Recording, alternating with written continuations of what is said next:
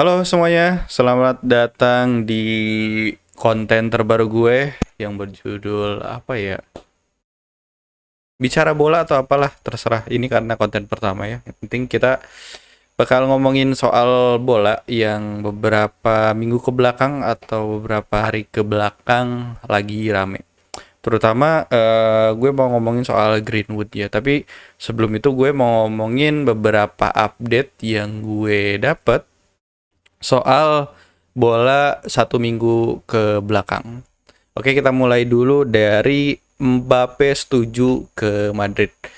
Ngomongin Mbappe, sebenarnya musim lalu kan hampir ke Madrid gitu. Cuman dari pihak PSG-nya kan nggak nerima apa ya, nilai transfernya. Jadi padahal kontraknya tuh kontrak Mbappe kan musim ini berakhir gitu. Padahal kalau musim lalu dijual tuh lebih realistis gitu. Jadi PSG juga dapat untung, tapi ya mau gimana lagi gitu. Ternyata nggak dijual dan akhirnya di bursa musim musim dingin atau musim pokoknya di musim setengah musim ini Mbappe setuju buat bergabung sama Real Madrid awal musim depan.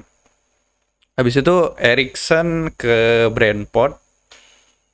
Eriksen ini seperti yang kita tahu kan emang waktu Piala Dunia kemarin sempat bermasalah dengan soal kesehatannya sampai didepak oleh Inter Milan karena memang masalah kesehatannya yang cukup ketat di Italia. Jadi pemain-pemain kayak Eriksen ini kalau misalkan bermasalah terutama di bagian organ dalam tuh gak bisa merumput gitu di Liga Italia. Tapi bersyukurnya Eriksen bergabung dengan klub Inggris, promosi Brentford. Dia bakal bergabung sampai akhir musim ini. Yang ketiga ini adalah transfer paling lucu gitu, terutama buat fans Arsenal kayak gue. Vlahovic ke Juventus. Jadi karena gue fans Arsenal kan, jadi ngikutin banget dari apa ya, sebelum bursa transfer dibuka malahan. Karena kan Arsenal ini memang butuh banget striker semenjak awal tahun ini belum pernah menang sekalipun. Udah 5 pertandingan gak menang sekalipun dan emang permasalahannya ada di depan gawang gitu. Gak ada striker yang bisa nyelesain apa jadi mesin gol lah, terutama Auba juga kan bermasalah gitu dengan kedisiplinannya. Dan solusi yang paling realistis ya emang rekrut striker gitu. Dan Vlahovic ini drama banget itu. Jadi eskalasinya tuh gini. Kalau kalian fans Arsenal pasti relate banget. Jadi Arsenal kan nawar gitu, cuman dari pihak Fiorentina tuh udah setuju gitu, silahkan diangkut. Cuman dari agen sama Vlahovicnya tuh kayak tarik ulur terus gitu, tarik ulur gitu. Dan rumornya tuh naik turun, kadang selangkah lagi, tapi mentok-mentoknya tuh di agennya gitu. Agennya tuh yang kayak mungkin ada tawaran yang lebih oke gitu. Terus udah mau apa? Transfer udah mau beres, rumornya tuh stuck di situ terus gitu. Dan media-media juga udah tahu kalau Arsenal tuh butuh dia gitu. Tiba-tiba Jupe setuju gitu sama Jupe. Dan itu prosesnya cepet banget gitu, dari rumor Juventus muncul sampai deal itu langsung langsung langsung sakit banget sih buat buat fans Arsenal kayak gue, karena memang kebutuhan tim juga perlu banget gitu. Dan ah udahlah, emang ancur banget. Dan yang selanjutnya adalah Auba ke Barcelona. Ini masih hangat sih, masih hangat banget. Dan pas gue syuting hari ini, Auba udah resmi direkrut sama Barcelona. Yang menarik dari transfer ini adalah di deadline day. Terus di deadline day-nya tuh di ujung-ujung Auba tuh udah terbang ke Barcelona, tapi beberapa jam kemudian tuh keluar berita kalau apa kesepakatannya tuh gagal karena Barcelona gak bisa bayar gaji si Auba yang lumayan gede gitu di Arsenal. Tapi setelah beberapa jam lagi ternyata deal dengan kesepakatan Arsenal bayar setengah dan Barca juga bayar setengah. Nanti di akhir musim bakal Barca yang gaji full gitu. Yang menurut gue make sense aja, karena memang kondisi keuangan masing-masing klub juga tidak memungkinkan menurut gue.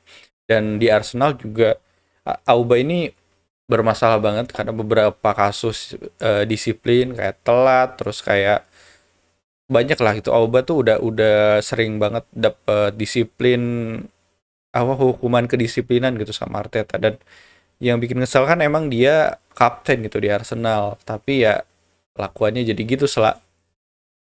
Kalau misalkan kelakuannya oke tapi performanya stabil sih menurut gue fine fine aja. Tapi performanya juga jelek, gak nyetak gol, jadi buat apa juga di Arsenal terus. Dan kontraknya juga kalau gak salah sisa akhir musim atau berapa musim depan itu gue gak tahu deh.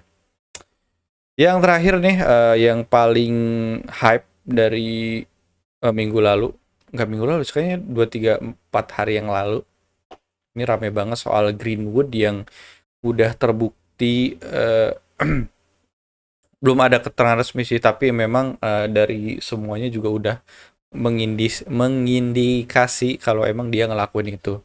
Yang paling menarik adalah eh, ini tuh muncul gara-gara postingan dari story mantan dia. Setahu gue mantan mantan Greenwood, Cat Bishop, siapa gak tahu. Jadi mantannya tuh ngepost story, dia ada 4 foto kalau nggak salah, ada 4 foto dia berapa lebam-lebam, terus ditambahin captionnya juga. Pertama ada suara suara suara yang masuk gitu, itu suara Greenwood. Nah, semenjak story itu keluar, media tuh jadi rame gitu.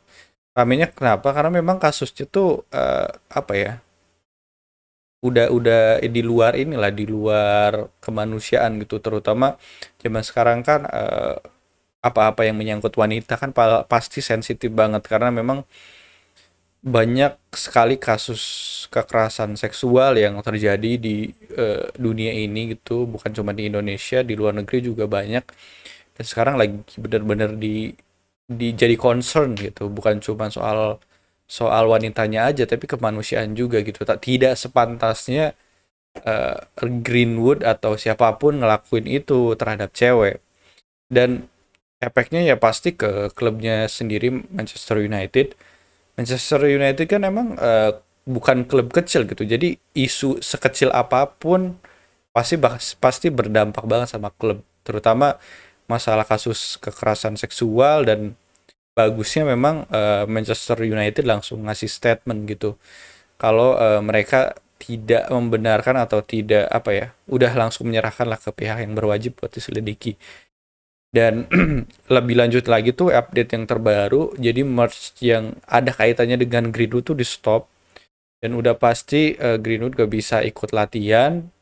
Terus beberapa rekannya di Manchester United kayak De Gea, Ronaldo, dan Bruno gue gak tahu sih. Dan beberapa pemain Manchester United yang lainnya tuh udah nge-unfollow si Greenwood. Terus gue juga dapet update terbaru dari Nike. Nike juga kalau gak salah nge-hold juga partnership sama Greenwood gitu. Jadi efeknya tuh udah separah itu.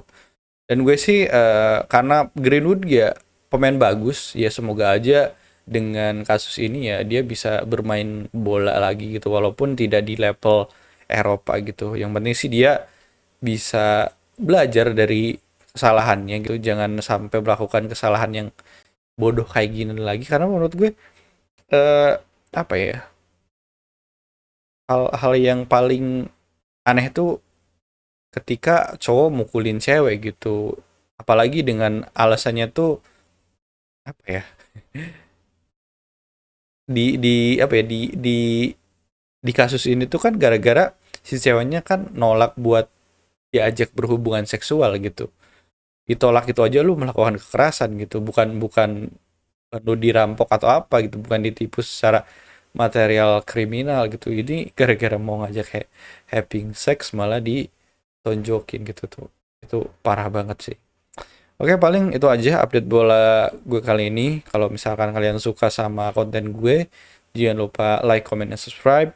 See you next time. Bye-bye.